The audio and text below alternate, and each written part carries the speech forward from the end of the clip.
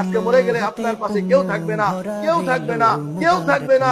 আপনাকে 10 মিনিট রাখার সময়ও পাবে না। আপনাকে জানাজার সামনে করে নিয়ে আপনার ছেলে বলবে তাড়াতাড়ি জানাজা পড়ান হুজুর, আপনার বন্ধু বলবে তাড়াতাড়ি শেষ করেন হুজুর, তাড়াতাড়ি দাফন করেন, দেরি করেন না, তাড়াতাড়ি চালিগুলা বিছায়া দেন। আপনার জন্য কেউ ওয়েট করবে না, আপনার কেউ না দুঃখ বিশ্বাস করেন।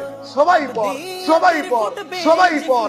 এই ক্ষণিকের জন্য মহাব্বতের বান্ধনে আছে, তখন আপনার চক্ষু দুটো বন্ধ হয়ে যাবে, বিশ্বাস বন্ধ হয়ে যাবে, আপনার দুনিয়া অন্ধকার হয়ে যাবে, আপনার পাশ থেকে সবাই সবাই সবাই চলে যাবে।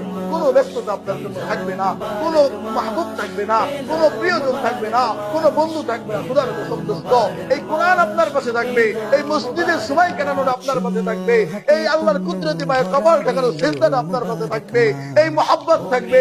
এই জন্য দোস্ত আসেন, নিজের স্বার্থ বুঝে নিজের জন্য কিছু সঞ্চয় করে এই রমজান মাস দিল আল্লাহ খাবার জন্য, এই রমজান মাস দিল আল্লাহ জীবনের গুনাহ মাফ করানোর জন্য। অথচ আমরা কি বিলাস বহুলে আছি, আহারে একটা রোজা রাখতে মনে চায় না, একটা তারাবি পড়তে মনে চায় না, চায়ের দোকানে আড্ডা করতে সময় হয়, তারাবিতে সময় দিতে মনে চায় না। আহা দোস্ত, তুমি কি মরবা না? বন্ধু তুমি কি মরবা না?